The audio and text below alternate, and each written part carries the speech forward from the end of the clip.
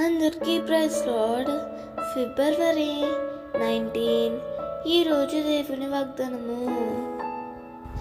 ఇది మొదలుకొని నేను మిమ్మును ఆశీర్వదించదను. హగ్గయి 2:19.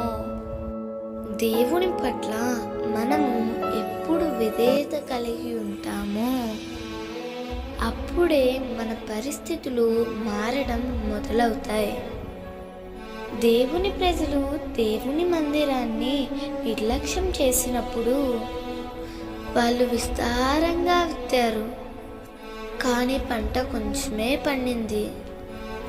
వారు భోజనం చేయుచున్నారు కానీ ఆకలి తీరక ఉన్నది. వాళ్ళు పానం చేస్తున్నారు కానీ దాహం తీరకుండా ఉంది.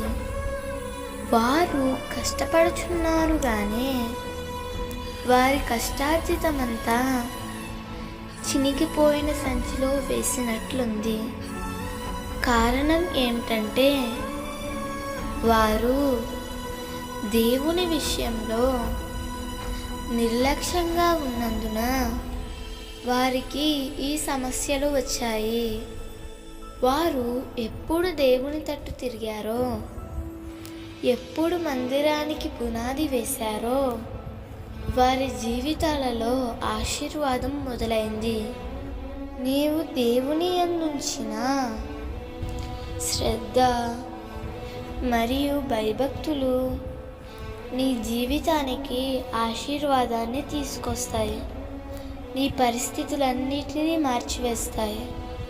దేవుడు ఈ వాగ్దానము నీ జీవితంలో నిశ్చయముగా నెరవేర్చునుగాక. ఆమేన్.